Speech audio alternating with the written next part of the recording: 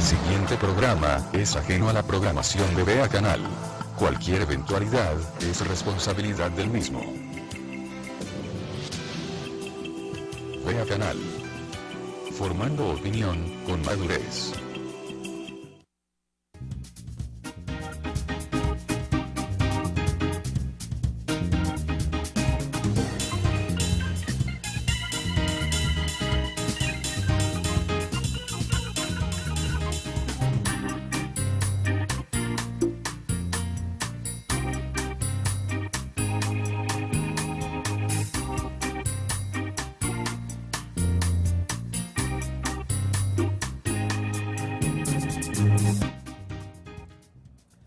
Buenos días, Guatemala.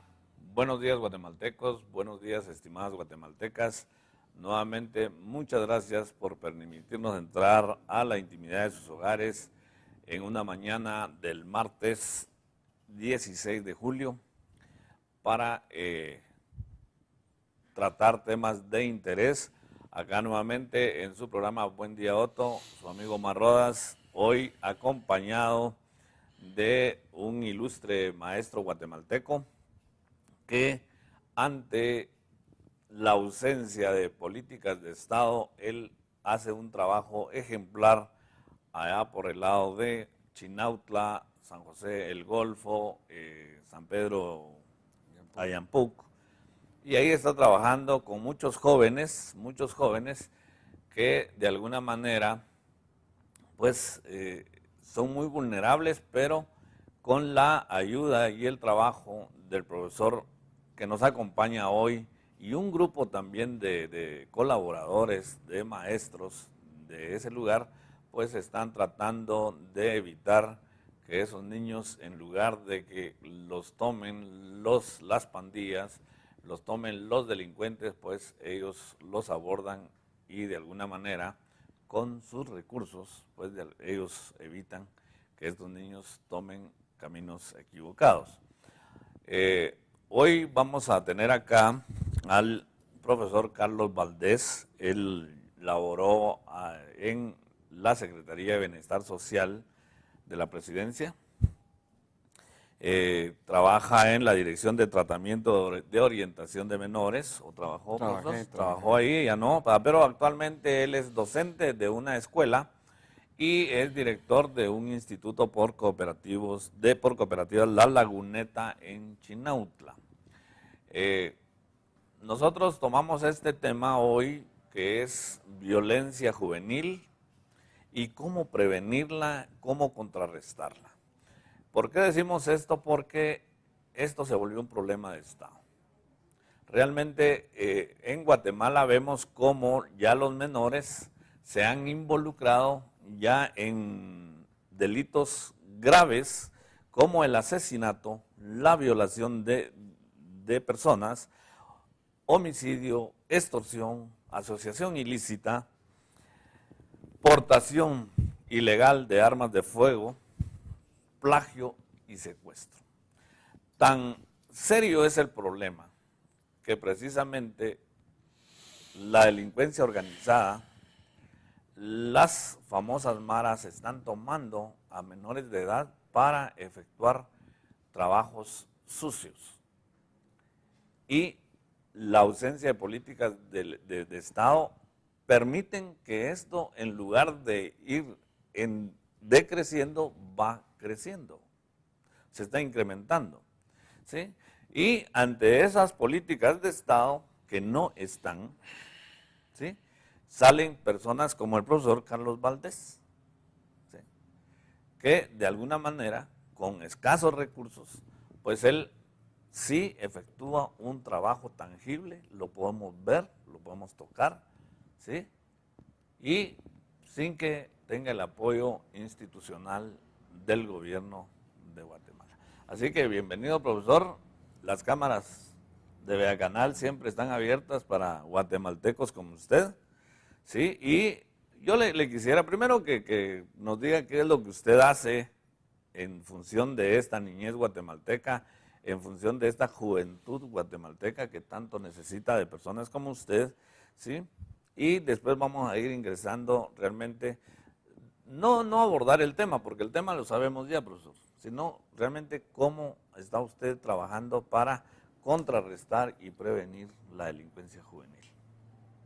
Bien, muchas gracias por la invitación.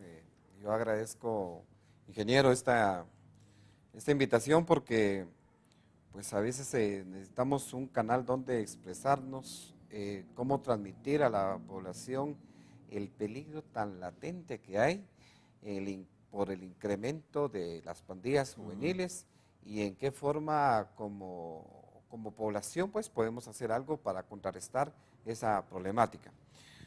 Principiando, quiero contarle que en 1987 inicié trabajando en la Secretaría de Bienestar Social, más que todo para tratamiento y orientación para menores, allá en San José Pinula, etapa 1 y etapa 2, es decir, la correccional. Así es. Fueron 10 años en los cuales Dios me dio la experiencia de trabajar con estos jóvenes y de ahí nace la inquietud, las ganas de hacer algo por el país y trabajar por estos muchachos. Bueno, pues, según usted, profesor, ¿qué aspectos pueden favorecer al incremento de la violencia juvenil? O sea, porque hay un problema, hay una causa, y como nosotros los guatemaltecos somos muy dados solo a ver los efectos, pero ¿y la causa? ¿Qué es lo que está causando que tantos muchachos, tantos jóvenes valiosos de Guatemala se estén involucrando en temas de violencia, en temas de criminalidad? Bueno, yo creo que desde mi punto de vista es demasiado desinterés de instituciones para poder controlar el aspecto, por ejemplo, la venta de licor. Aquí está la escuela y en la siguiente casa está la venta de licor.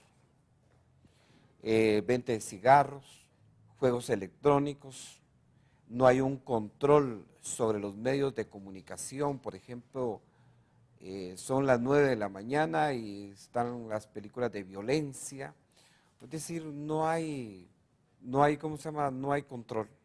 Sí. Entonces, desde que no hay control, estos jóvenes están solos y imitan todo lo que ven. Aparte de eso, la desintegración familiar es un factor muy importante que afecta en esto. Sí, en Guatemala tenemos ya un alto porcentaje de familias monoparenterales que solo está al cuidado de la mamá porque el papá se tuvo que ir a los Estados Unidos, o hay una separación, hay un alto porcentaje, un índice muy elevado de divorcios, en donde pues los jóvenes de alguna manera se ven pues afectados, ¿sí? en su parte psicológica, y al final buscan como, no sé, profesor, de repente lo que no encuentran por no tener a su papá lo buscan en otras personas. Definitivamente, ellos andan buscando quién les pone atención. Y entonces el problema comienza desde el hogar.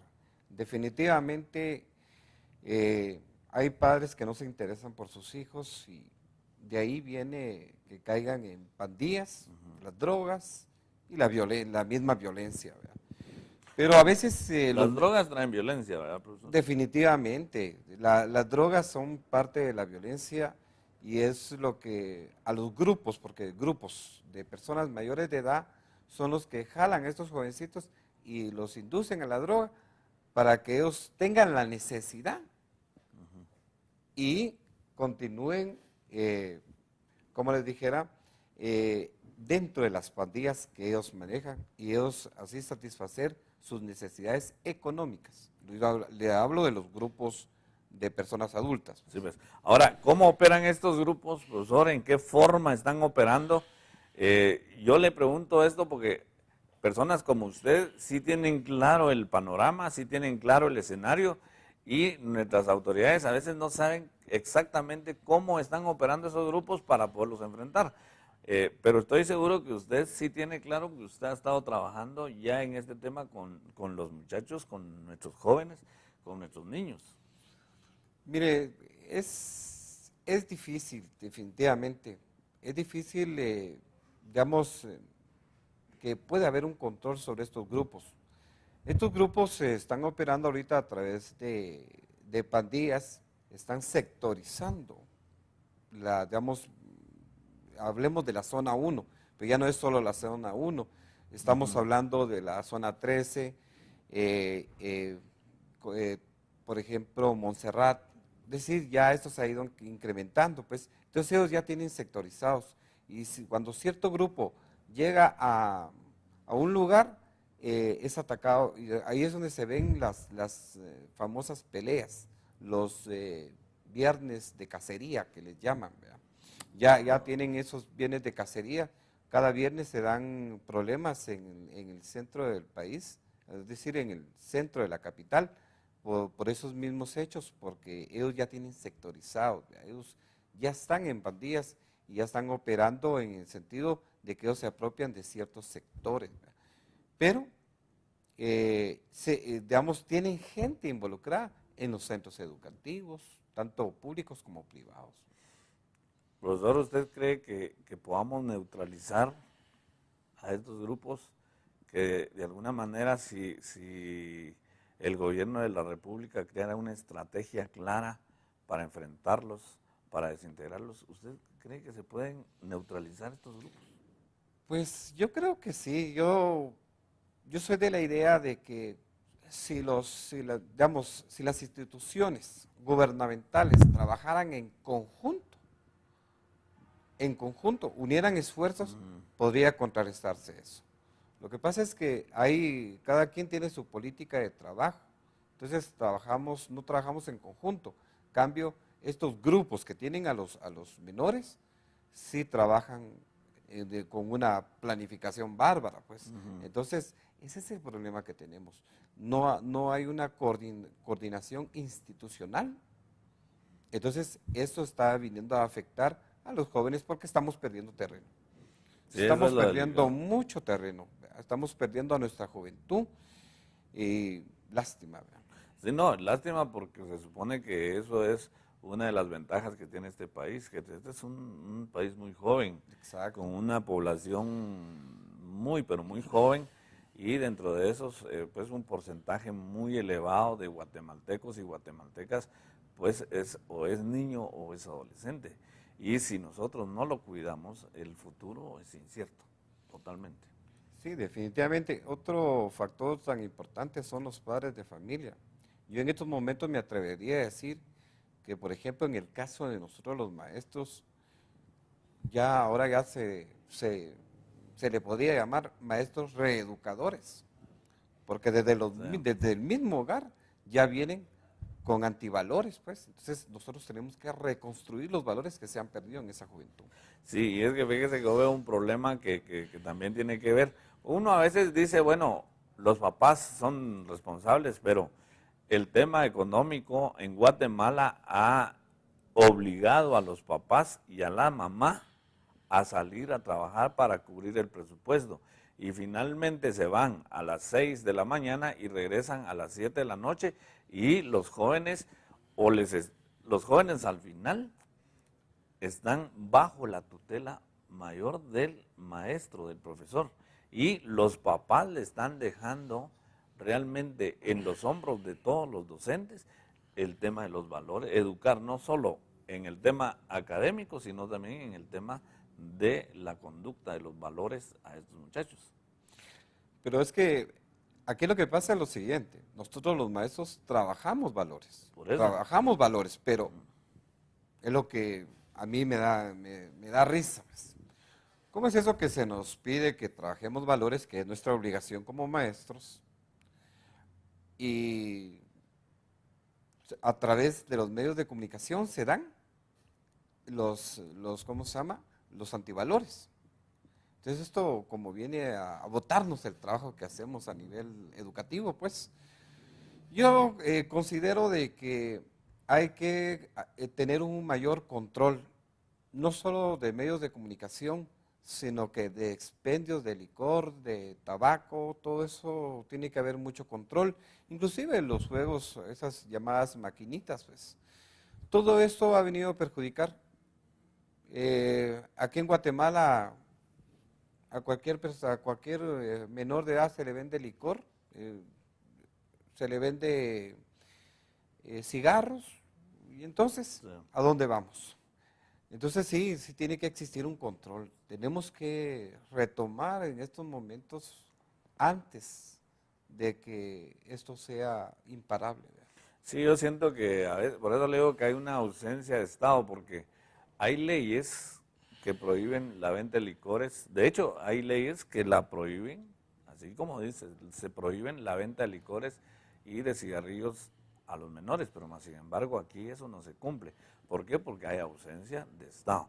Pero bueno, ahora, profesor, ¿qué puede hacer la sociedad civil? ¿Qué pueden hacer todas esas personas, todos esos padres de familia que no están inmersos dentro de la estructura del gobierno, pero que están preocupados realmente porque nuestra juventud y nuestra niñez está cayendo en manos de la delincuencia y al final se está volviendo una sociedad violenta? ¿Qué puede hacer la sociedad civil? ¿Qué podemos hacer nosotros? Yo sé que, y le pregunto esto porque usted lo está haciendo, o sea, quiere decir que sí se pueden hacer las cosas. Bueno, lo que pasa es que, por ejemplo, en el caso de nosotros en el instituto, ¿verdad? Nosotros tenemos una proyección social. El día 6 estuvimos en la feria patronal de la comunidad y dimos a conocer a todos nuestros muchachos en todas sus inquietudes, pues todas sus habilidades que tienen. Es decir, el muchacho media vez esté ocupado, este muchacho le va a rendir. Va a olvidarse de las drogas, va a olvidarse de la violencia, pero si nosotros no creamos o no lo damos a conocer sus inquietudes, por ejemplo, ayer me llamó un muchacho y me dice, profe, fíjese que tengo mi proyecto, necesito que usted me conecte a una radio. Dios mío, yo le digo, ¿cómo te ayudo? El jovencito quiere, ¿cómo se llama?, dar a conocer sus habilidades, esa inquietud que tiene. Pero también los medios de comunicación se cierran, pues. Vea, yo le cuento cuando yo en mi vida de estudiante, yo creé un programa que se llamaba Voz Estudiantil. Llegaban los jóvenes a cantar, otros a poemas y mire, era una gran cantidad de jóvenes que llegaban. Pero gracias a ese director de esa radio que me dio la oportunidad de abrir un programa de jóvenes para jóvenes. Me dio esa oportunidad. Pero antes de eso, estuve tocando puertas y puertas y me decían, no, gracias. Entonces, Sí. ¿cómo si le estamos cerrando la puerta a los jóvenes? Así es, bueno, está con nosotros el profesor Carlos Valdés.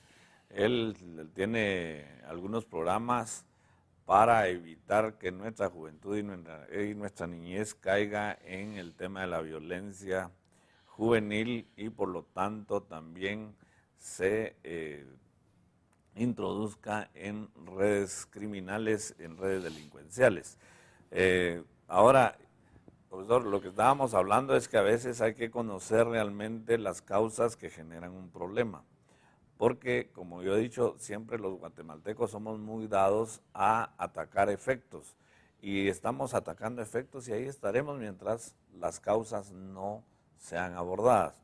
Ahora, ¿qué buscan estos jóvenes con la práctica de la violencia? O sea, ¿por qué se están involucrando en temas de violencia? Porque, profesor, hemos sabido ya de casos muy específicos en donde ya tenemos jóvenes y niños metidos en el tema del sicariato. ¿Sí? ¿Qué buscan esos niños al involucrarse en temas de violencia juvenil? La atención.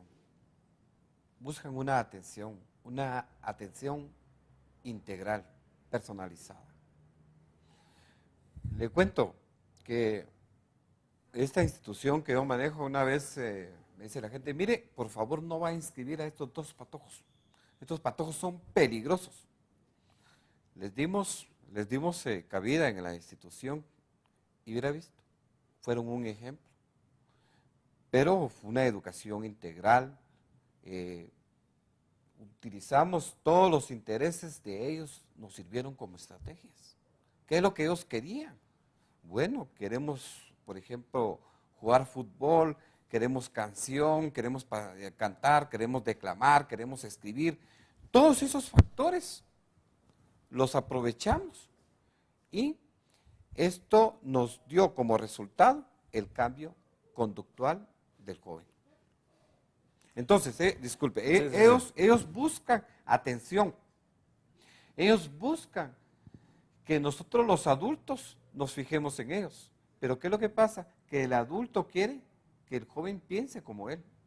Y no, tenemos que bajar al nivel de ellos, ver cuáles son sus intereses y en base a eso diseñar una estrategia para poder llevar al joven donde uno necesita. Por ejemplo, yo les digo a mis jóvenes y a los padres de familia, el joven es como un Ferrari. Miren, los patojos se empiezan a reír y los padres de familia. ¿Por qué?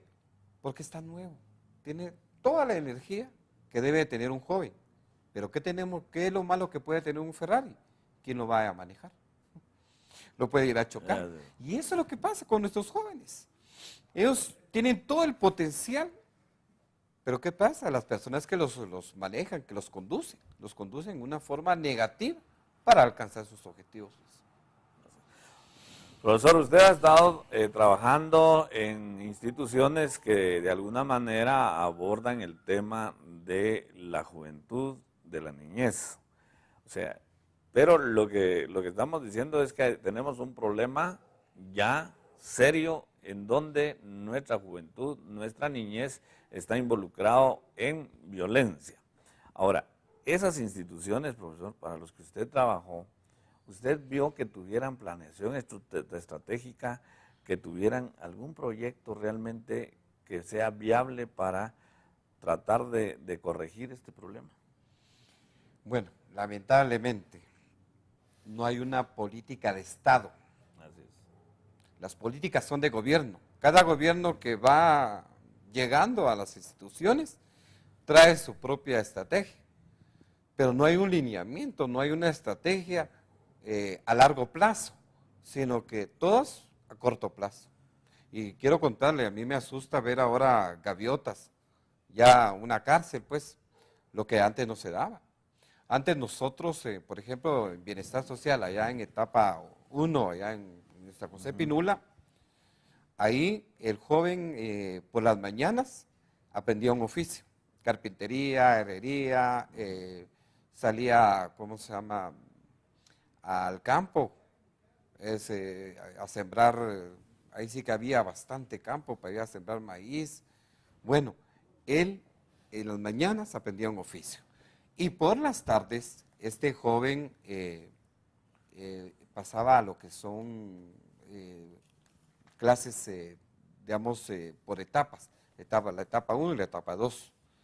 Entonces, sí había, como les dijera, tenían ellos una orientación, una prevención. El joven salía con un oficio. Hoy no, hoy ya son cárceles. Sí, ya es decir, que cada gobierno fue de lugar de construir, fue destruyendo a estos muchachos. Y no había una clasificación de delito. Ese es el problema que pasaba antes. No sé si ahora cómo está, pero antes, por ejemplo, me llegó un patojo que se había robado 5 gallinas y fue a dar con sicarios, fue a dar con violadores. Entonces, lo que hacía eso es el entorno. Enseñarle cosas que no sabía. Exacto. Sí.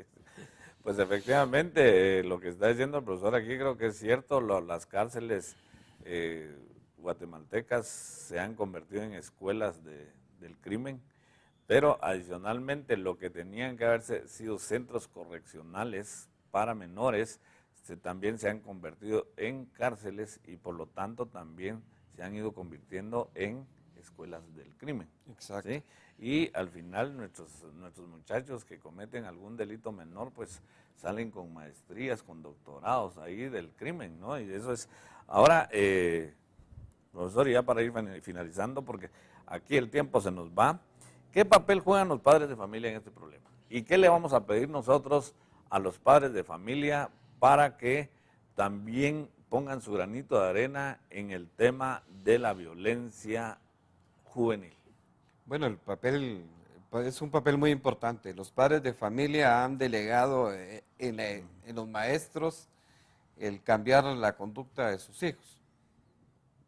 Pero a veces hemos llamado a los padres de familia porque sus hijos llegan con olor a licor. Y lo primero que dice a uno el padre de familia es, la vez pasada llega una señora y dice, mire, mi hijo tiene permitido tomar.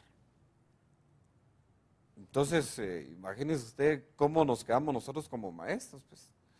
Es decir, si los padres de familia permiten fumar marihuana, ¿qué podemos hacer nosotros? Pues? Entonces, sí urge también que en cada establecimiento exista una escuela de padres de familia. Una escuela, ¿verdad? Porque sinceramente es algo tremendo lo que está pasando. El problema es que estamos dejando esto al tiempo, solo se vive el momento, pero no se llega a solucionar el problema. Esperemos que dentro de 5 años más esto no sea una batalla campal. Pues. Lástima por la juventud, porque tenemos talento, tenemos mucho talento. Hemos conocido muchos jóvenes con mucho talento, pero lamentablemente terminan destruyéndose. Sí, porque no los podemos ese talento no lo podemos canalizar.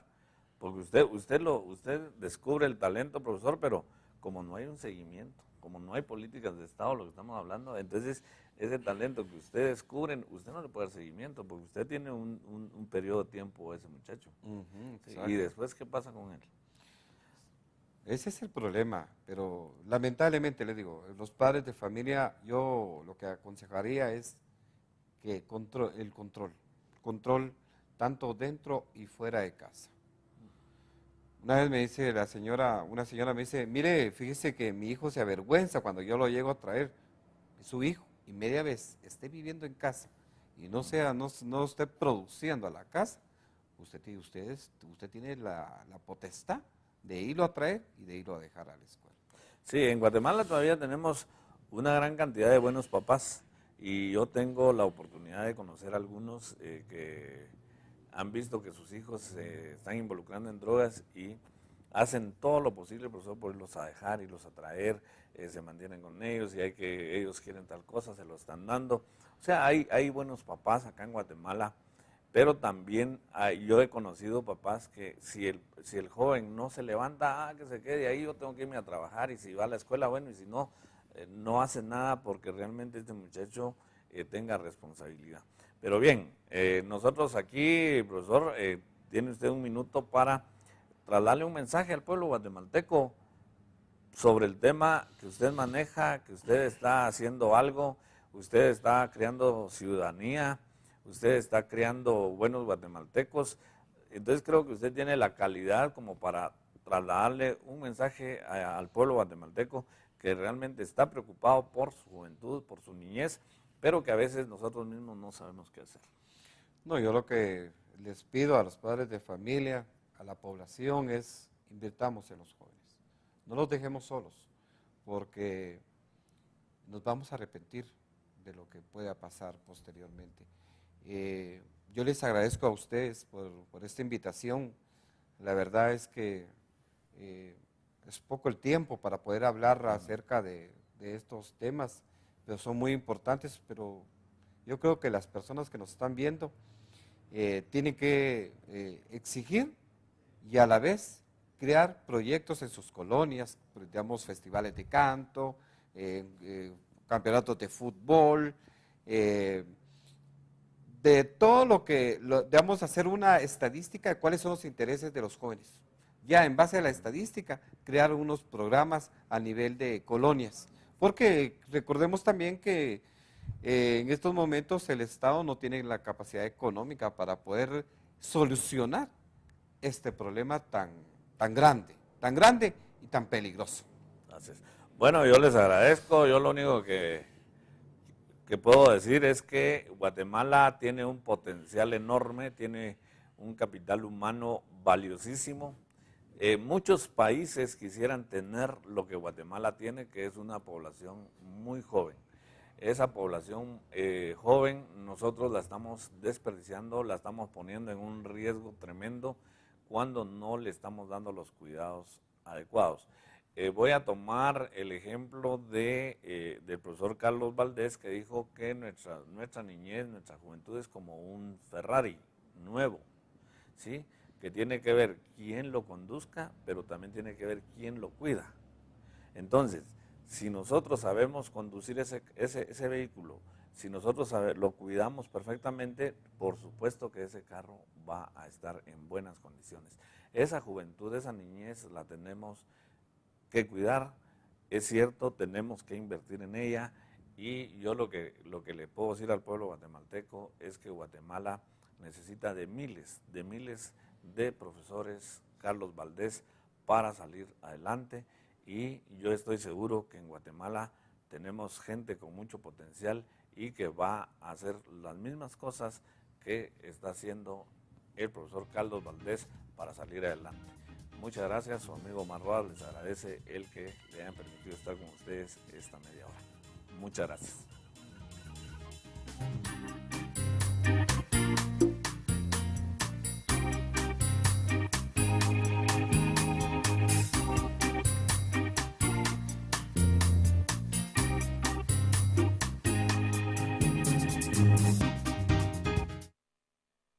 Experiencia, perfección, innovación. Hay un arte que paso a paso nos permite exponer lo mejor del calzado todos los años. Expo Calzado 2013. Una feria exclusiva para que mayoristas y fabricantes de calzado hagan los mejores negocios a nivel centroamericano. Expo Calzado 2013, del 13 al 15 de agosto. Ahora en Expo Center Tikal Futura. Organiza Gremial de Calzado. Patrocinan Calzado Carins, Calzado Rocadura, Calzado Marleni, Calzado Cobán, Calzado Reyes y Calzado Magus.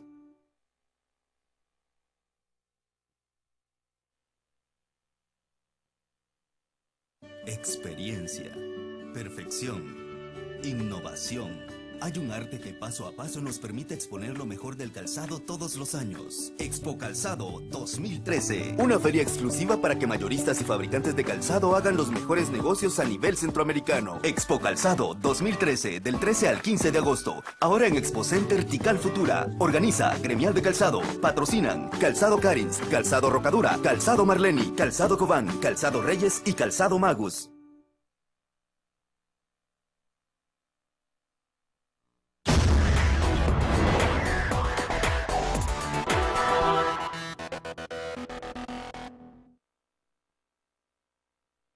Era estrecha y se arruinaban más los carros, porque así habían hoyos. Pues he visto con mucha grata sorpresa que están arreglando el camino. Una supervisión aquí en el tramo conocido como La Olmeca, que llega hasta Pavón, donde circulan más de 25,000 vecinos todos los días. Podemos constatar que el trabajo ha avanzado de manera importante. La obra va bastante avanzada, van a ser beneficiados como 25,000 vecinos que viven por este sector. Considero que va a ayudar mucho a eficientar el tráfico. Ya no tiene uno que andar metiéndose entre los asfaltos, pero sí está bonita la carretera, está quedando bien. Agiliza más el tráfico que se ocasiona en las tardes, todo por acá. Y no solo es que estén cambiando el asfalto, sino que el camino es mucho más amplio, más ancho, y eso va a ayudar mucho a descongestionar acá, así que me alegro que se esté invirtiendo en eso. Se ha hecho un estudio de ingeniería que nos permita que la carretera tenga una vida útil, pero adicionalmente a eso hemos hecho énfasis en el manejo y la conducción del agua, que es uno de los grandes problemas que ha existido en esta carretera. Porque mejores carreteras son mejores accesos para los vecinos.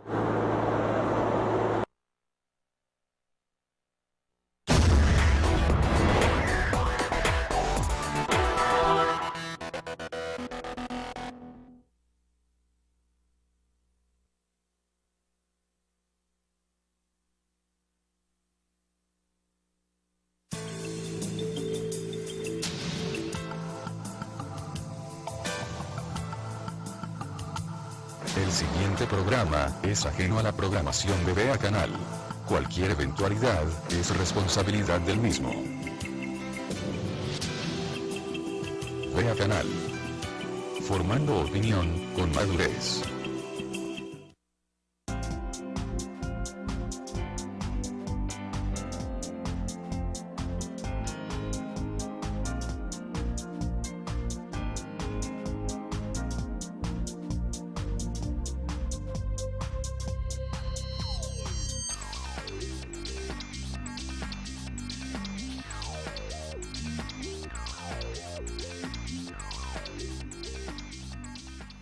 Buenos días, amigos de Vea Canal y de su programa Conversemos. Karina González de Rothman es mi nombre. Hoy es 16 de julio del año 2013.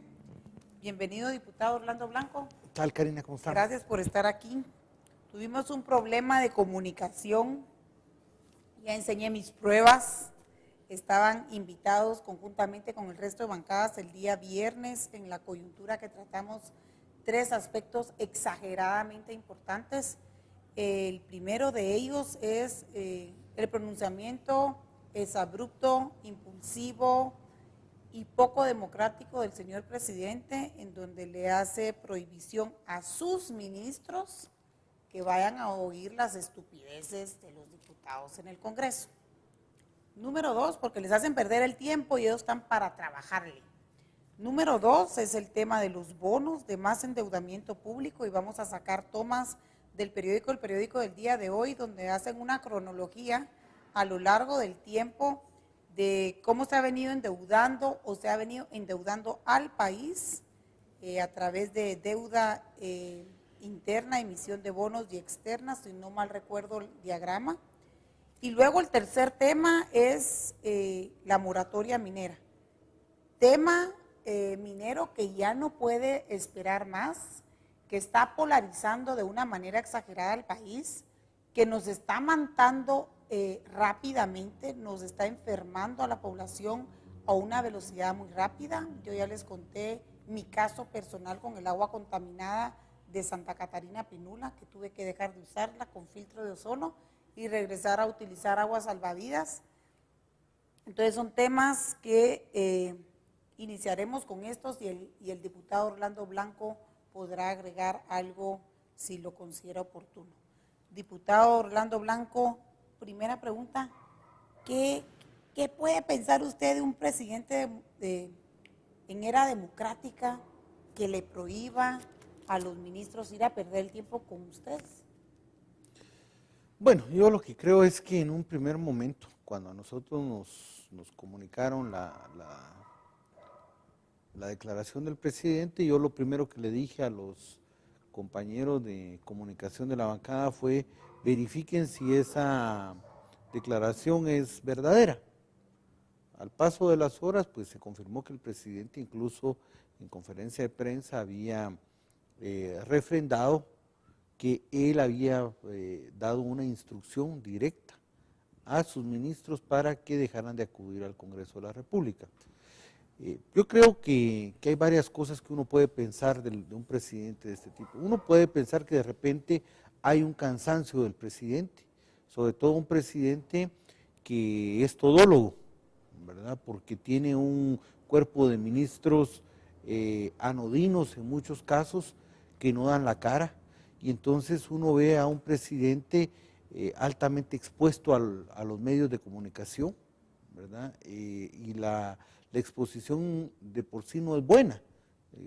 Yo creo que un presidente debe de salir cuando realmente es necesario, pero el presidente que tenemos habla de temas relacionados a la policía, habla de temas relacionados a la economía, a las finanzas, al medio ambiente.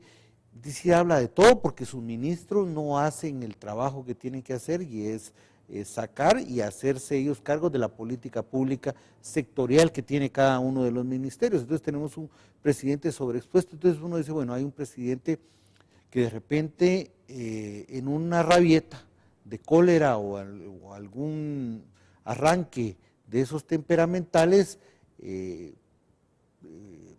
realizó este exabrupto, pero posteriormente uno ya analizando las declaraciones y viendo que el presidente, lejos de reconocer que se había equivocado, insiste en su posición, uno ve varias cosas que le llaman la atención. Primero, el hecho de que es un presidente con poca vocación democrática.